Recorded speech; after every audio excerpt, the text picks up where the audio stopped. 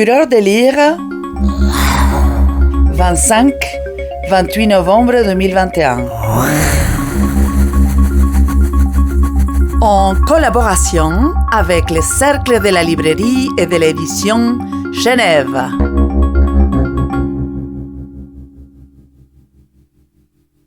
À la tour de la Baconnière, à Boudry, près de Neuchâtel, on fumait le lard.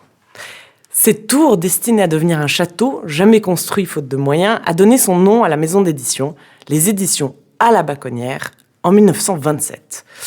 De son histoire spectaculaire par moments, sans ressources financières par d'autres, on retiendra ses publications d'auteurs français, Aragon, Supervielle, Éluard, entre autres, dans la collection des Cahiers du Rhône pendant la Deuxième Guerre mondiale, grâce à l'entremise d'Albert Béguin. On retiendra aussi l'importance de la Baconnière dans l'histoire intellectuelle suisse romande et sa diversité de publications, puisqu'il s'y publie des essais, fictions, beaux livres et même des livres pour la jeunesse. Et aujourd'hui, plus de 90 ans après sa fondation, qu'est devenue la Baconnière ? Être une maison d'édition indépendante romande aujourd'hui, c'est toujours naviguer sur différents cours d'eau et embarquer différentes perceptions du monde, mais c'est publier autant des auteurs suisses romans que des traductions d'auteurs européens. Notre maison d'édition, et ça c'est très important pour nous et j'y insiste, n'existe que par les auteurs qu'elle publie. Le catalogue que nous constituons n'est pas une œuvre, mais un lieu d'accueil et de promotion. Il s'agit bien d'une maison qui ne devient foyer que grâce aux auteurs qui la fréquentent. Après une petite dizaine d'années depuis la reprise de la Baconnière, on voit cependant évidemment des lignes d'intérêt se dessiner. Et je vais vous en présenter deux, qui sont sans doute les plus importantes pour nous. La première, c'est la question simple et essentielle de où aller. Rester ou partir ? Rester chez soi, dans sa culture, dans sa langue, et du coup, quelle est cette culture ? Ou partir et se confronter à l'altérité, au voyage, à l'émigration, ou au pire, à l'exil. Les réponses dans notre catalogue, vous imaginez bien, sont très différentes, mais je vais vous donner deux exemples. D'abord, Karel Čapek, qui est un auteur tchèque du XXe siècle, parmi les plus connus, et qui a une œuvre extrêmement riche, qui a beaucoup travaillé dès les années 1920 sur la question de la suprématie de l'homme sur le monde. Karel Čapek, il travaillait pour gagner sa vie dans un journal tchèque qui s'appelait le Lidové noviny, et il était envoyé dans toute l'Europe en qualité de reporter. C'est les textes qu'il écrivait à propos de ces différents pays qu'il visitait sont drôles, pleins de verve et de vie. Et ils sont publiés, ils ont été rassemblés en recueil et ils sont publiés en français désormais sous les différents titres de lettres de, lettres d'Italie, lettres d'Angleterre, lettres du Nord. Ce qui ressort de ces textes, ils sont particulièrement touchants parce qu'ils sont pleins de mauvaise foi. Et cette mauvaise foi s'appuie sur le fait que Čapek compare systématiquement les pays visités à la Tchécoslovaquie. Et évidemment, à ce qu'il en aime, à ce qu'il connaît, et il fustige tout ce qui s'en éloigne trop. Le deuxième exemple est complètement différent de cette question, évidemment, de partir ou rester. Cette question de l'émigration, c'est le russe Sergueï Dovlatov, dont nous publions toute l'œuvre. Sergueï Dovlatov est un dissident russe, émigré à New York en 1979, et il ne parlera dans ses livres qui sont tous remarquables, ils sont précis, drôles, c'est un des grands conteurs de la période soviétique. Il ne parlera dans ses livres finalement que de l'exil, c'est-à-dire depuis le point de vue de l'URSS, faut-il partir ? Lui et ses compagnons se posent systématiquement la question, et puis depuis le point de vue de New York, que faire dans cette communauté d'exilés ? Comment on y vit et comment on écrit alors qu'on est dans un autre pays et dont on ne parle pas la langue ? Pour ce qui est de la culture locale, donc celle du rester, la Baconnière s'est toujours intéressée à la culture locale. Elle est passée de Neuchâtel à Genève. Et elle poursuit les publications d'essais historiques liés à la ville. Donc je peux citer une histoire de Genève de Louis Bins, qui est une histoire par les 4 éléments, l'eau, l'air, le feu. Elle s'intéresse aussi à l'histoire culturelle contemporaine. Donc, nous avons publié par exemple PTR, Post-Ténébras Rock, un livre sur le Quai Neuf, bientôt un livre sur l'Alhambra. Et voilà, ça, la deuxième thématique que j'aimerais vous présenter, elle est liée à la première, mais elle est plus particulière. C'est-à-dire que nous défendons l'observation comme façon d'habiter le monde. Je commencerai par citer la poétesse écossaise Kathleen Jamie, dont nous avons publié 2 textes remarquables, des textes en prose qui décrivent, à notre sens, très brillamment le monde qui nous entoure. Elle écrit un texte en prose à peu près tous les 10 ans, sachant qu'entre deux, évidemment, elle publie des recueils de poésie. Le premier que nous avons publié, Tour d'horizon, c'est un texte qu'elle a écrit alors que ses enfants sont petits. Les enfants sont jeunes, ils sont petits, donc elle a peu de temps et elle décrit les alentours, le jardin et quelques week-ends en Écosse. Et puis le deuxième, Strat, c'est 10 ans après, un peu plus de 10 ans après. Les enfants sont grands, ils sont partis et elle peut voyager, mais c'est toujours dans le sens du voyage presque immobile, dans le sens qu'elle part plusieurs mois. Et elle participe à des voyages particuliers, puisqu'elle va surtout participer à des fouilles archéologiques. Et elle décrit ça de façon extrêmement précise et toujours très, très vivante et très surprenante. Enfin, je finirai par un livre dont un extrait va être lu juste après, qui est Pierrine Pauget, qui, elle aussi, s'intéresse à la question de l'observation. C'est une poétesse également, genevoise cette fois-ci, et Pierrine observe scrupuleusement à la fois le monde extérieur et le monde intérieur. Varda s'en va, les carnets du Caire, dont vous allez entendre cet extrait, c'est le récit d'un voyage au Caire. Qu'elle a fait quand elle était jeune, alors qu'elle avait presque jamais voyagé. Et c'est donc le récit d'un voyage bouleversant qu'elle consigne dans énormément de carnets pendant tout son séjour, qui dure plus d'1 mois.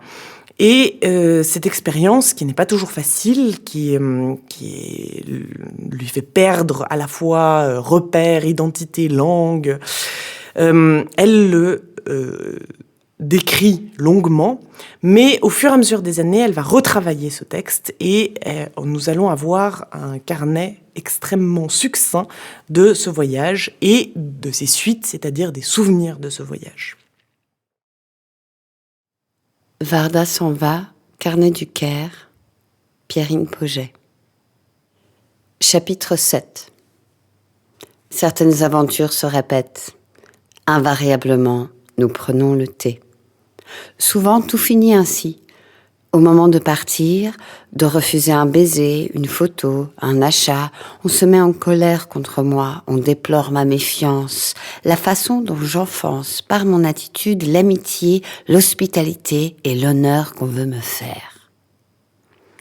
Mon excursion aux pyramides ne fait pas exception à ce scénario. Le jeune homme qui m'avait accompagné du Caire à Gizeh m'attend comme convenu à l'étable au terme de ma visite. Je lui dis que je souhaiterais à présent rentrer. Ne sois pas pressée, Varda. Il faut attendre le soir. Il n'y a pas de taxi qui va au Caire maintenant. Je veux te montrer mon village. Je te présenterai ma mère. Commence un interminable voyage en tuk-tuk sur un chemin de terre, le long d'un vague canal où se succèdent des villages annoncés par des feux d'encens et d'ordures.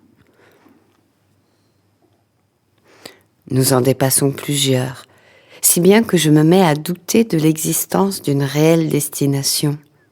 Enfin, le tuk-tuk s'immobilise devant quelques maisons isolées. Ce sont de simples cubes disposés de part et d'autre d'une unique rue qui sert à tout. Des poules picorent au milieu de 2 roues en réparation. On se tient assis devant la porte. Des enfants viennent à nous en courant. Ils nous laissent quand nous entrons dans une maison. Il n'y a qu'une pièce au rez-de-chaussée, blanchie à la chaux. Une femme est accroupie au bas de l'escalier. Mon hôte dit « Ma mère ». Elle travaille. Couture ou cuisine, il fait sombre, je devine mal. Je la salue. Quelques marches irrégulières conduisent à l'étage. Je la contourne pour monter. En haut, le jeune homme me désigne une chambre nue. « Assieds-toi, Varda. » Une laborieuse discussion s'engage. Je comprends que mon hôte vit une relation à distance avec une japonaise qu'il a le projet d'épouser. À mon avis, peut-il lui faire confiance ? Le jour entre par une modeste ouverture, placée très haut, qui ne laisse voir que le ciel. Au bout d'un temps qui me paraît interminable, mais que je ne saurais estimer sûrement, paraît dans le cadre de porte un homme de haute stature, presque un géant, en djellaba blanche. On fait asseoir cet invité près de moi. Il a la peau blanche, les yeux verts, de gros globes oculaires. Il connaît encore moins d'anglais que mon hôte. Il répète, sans sourire, ni se lasser, en me fixant gravement. I am happy, Varda. So happy. I am very happy. J'ignore comment passent les heures. Sans doute échangeons-nous plusieurs fois, saisis régulièrement d'une opportune amnésie, les rares mots d'anglais que chacun comprend et les 4 paroles que je peux prononcer en arabe. Pour le reste, signer, mimer, nous incliner, nous tient lieu de conversation. Lentement, le temps chemine. L'entrevue se prolonge. Je crains de manquer le rendez-vous que j'ai en début de soirée. Quand je l'énonce, on me sourit. N'avons-nous pas promis de te ramener ? Alors tu ne dois plus penser à ça. La mère nous porte un pain froid et mouillé, ainsi que du fromage. Un petit garçon la suit avec un broc d'eau. J'entends le bruit de la rue sans la voir. Nous mangeons. Enfin, nous nous levons et quittons la pièce. Nous prenons congé de la mère. Une fois dehors, l'invité s'éloigne, promettant de revenir vite. Il reparaît peu après au volant d'un gros pick-up rutilant, étrange apparition au milieu de cette rue de terre et de ces maisons basses. Il y a 3 sièges à l'avant. On me désigne celui du milieu. Nous démarrons. Nous roulons longtemps dans la campagne, sur de vagues pistes entre des champs cultivés. Enfin, nous débouchons sur une route carrossable. Le conducteur coupe le moteur. Un débat s'engage. C'est en arabe, je ne comprends rien. On m'explique ensuite que nous allons rebrousser chemin car la route est fermée pour travaux. Une réparation sur des fils électriques. Je ne vois ni ouvrier, ni signalisation de chantier. On fait donc des travaux dans cette rase campagne ? Oui, Varda. Dans ce pays où tout semble aller à la ruine, rien n'est laissé au hasard. Le pick-up recule et nous repartons à travers champs. Soudain, je vois clair. Mais oui, on va me vendre. Dans le désert, me vendre à une caravane. Ah, comédiens, traîtres, tous des figurants, tout est faux depuis le début. Pas de bonne vieille mère, ni de supposé petit frère. Ah, mais je suis bête. Ah, je suis bête. Et ce débat sur la route à suivre, une farce pour endormir ma méfiance. Le rabatteur et le maquereau, 9h du matin au Caire, un beau garçon, bien mis, chemise blanche, repassé et beaux cheveux enduits d'onguents m'intercepte et me convainc de le suivre aux pyramides. Dès lors, il s'occupe de tout. D'abord, il me livre à son chamelier. Prenons celui-ci, il est de mes amis. Présentation, conciliabule. Au revoir, Varda. Bonne visite. Je viendrai te chercher. Tout à ma joie de voir les pyramides et d'aller à dos de chameau, je ne suspecte rien. Mon chamelier trotte à mes côtés sur un petit cheval, sa tête touche mes chevilles. Il complimente ma façon de tenir en selle. Nice belly dance. Are you married? Puis, il me recommande de protéger ma tête du soleil. À cause du vent, on ne sent pas la brûlure. À ce propos, pourquoi n'ai-je pas de chapeau ? Il me suggère de nouer mon foulard sur ma tête et de baisser mes manches sur mes poignets. Après, Il me parle longuement du bonheur d'autrefois. Il pointe les étables derrière nous, déjà toutes petites. Comme c'était beau alors, partout des couleurs, des carrioles, des échoppes, des marchands, des touristes. Aujourd'hui, ils sont 8 chameliers, cette année, 8. Un cavalier nous dépasse parfois au galop. Enivré de sable et de ciel, je savoure la sensation d'être ailleurs, enfin ailleurs. Je pense aux vignettes colorées d'encyclopédies où, sans doute, j'ai vu pour la première fois les pyramides. Puis vient le bourdonnant appel de 1000 muezzins, l'attente sous la guérite, la descente dans le tombeau. De retour à l'étable, je suis étonnée de constater que le jeune homme a tenu parole.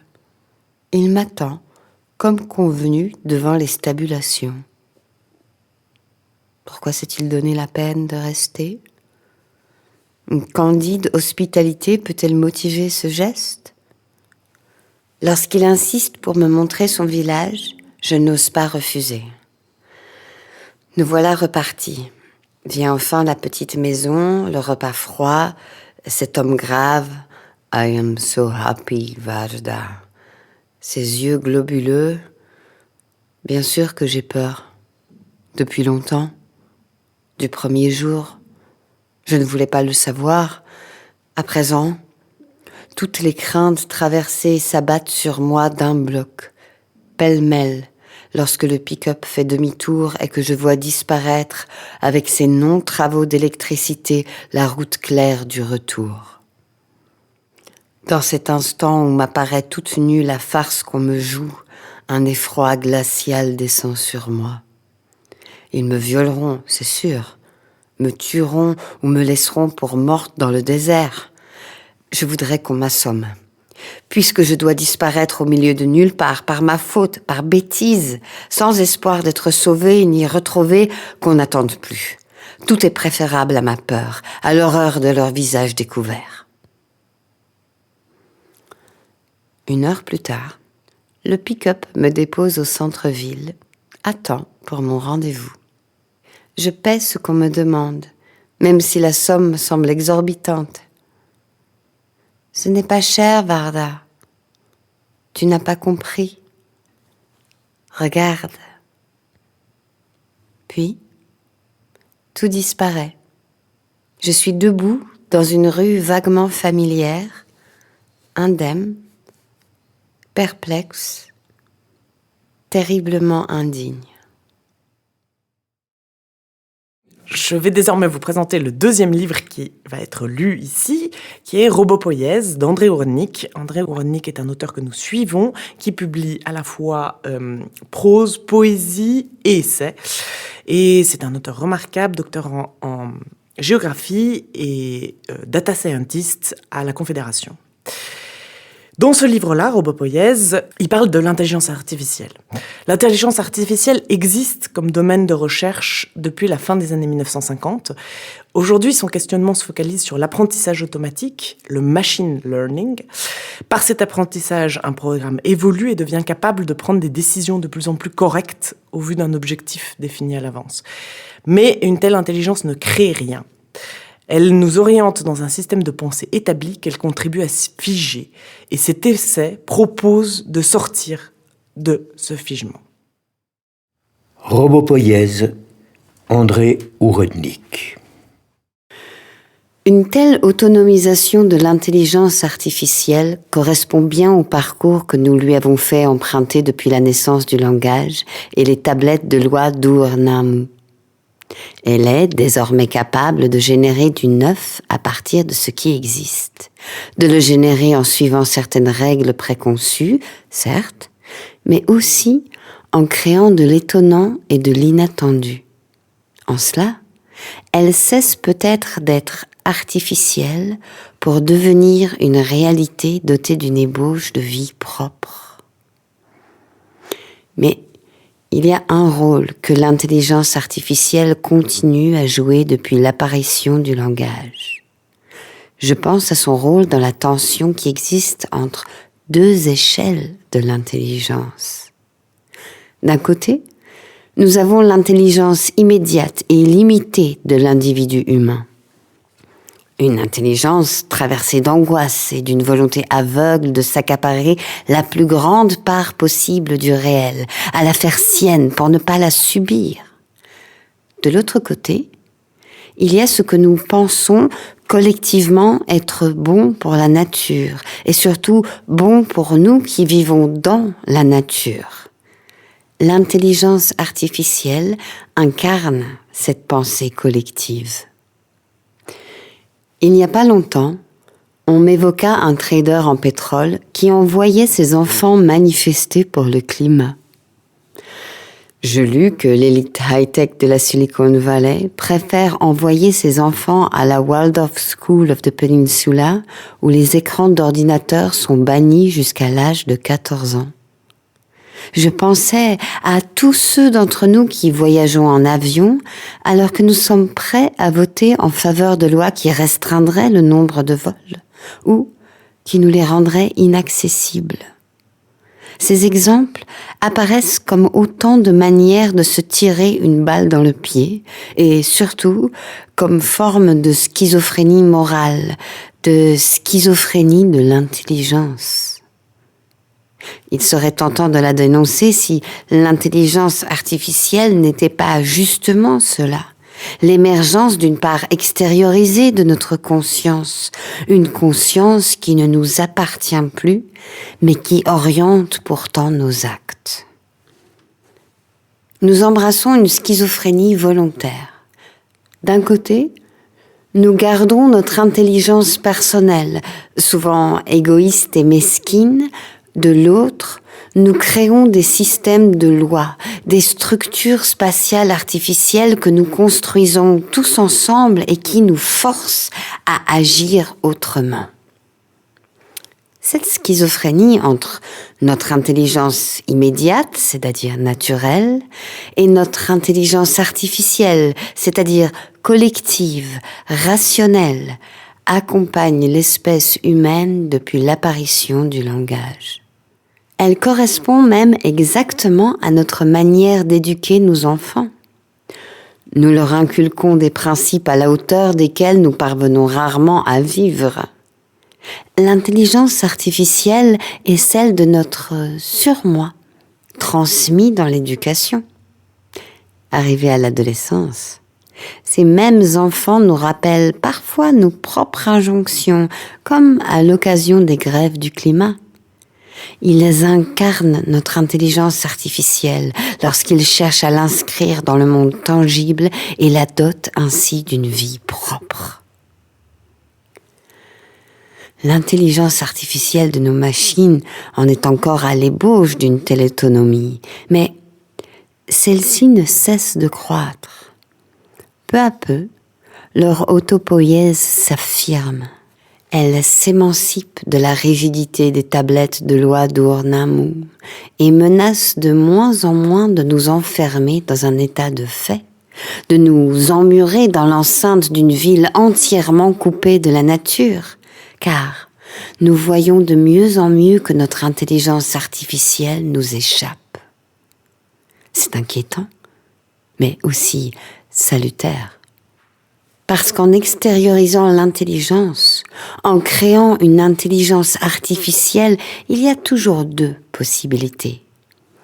L'intelligence artificielle peut devenir l'apothéose d'une volonté de maîtrise de la nature, ou alors devenir une ouverture volontaire sur le non maîtrisable. Par apothéose d'une volonté de maîtrise, j'entends par exemple la surveillance des individus par l'intermédiaire de la reconnaissance des visages et des expressions faciales.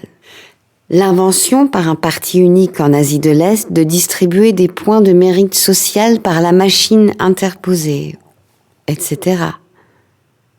Autour du globe, une génération entière de start-up de crétins se fait la course pour mettre au point l'équivalent numérique de votre oncle raciste. Un système tout à fait similaire pourrait être mis en place pour gérer la nature. L'anthropologue Virginie Maris le relève dans son livre nommé « La part sauvage du monde ». Elle nous dit que l'écologie contemporaine et la science de l'anthropocène visent à faire de la planète un immense système entièrement déterminé par une association de deux types d'acteurs. D'un côté, des experts empressés à répartir la faute environnementale sur l'humanité entière. De l'autre, des industriels soucieux de faire oublier la part inégale de l'impact de leur mode d'enrichissement personnel sur le destin de la planète. Leur idéal commun serait de réguler les comportements des individus ordinaires sans questionner les rapports de pouvoir. Pour sauver l'environnement, certains préconisent d'ailleurs l'autoritarisme. On propose d'en finir avec la démocratie et se soumettre à un individu extraordinairement éclairé, vraiment connecté à la nature.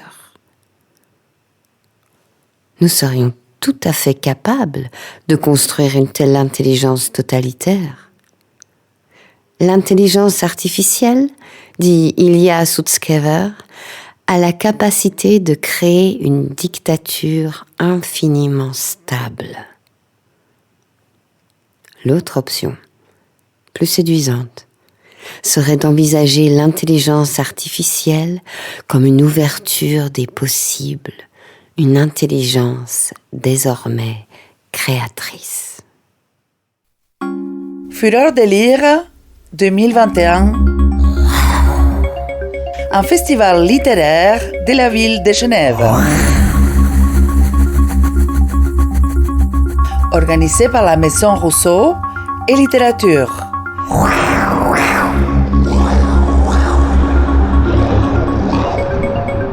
« 25-28 novembre 2021.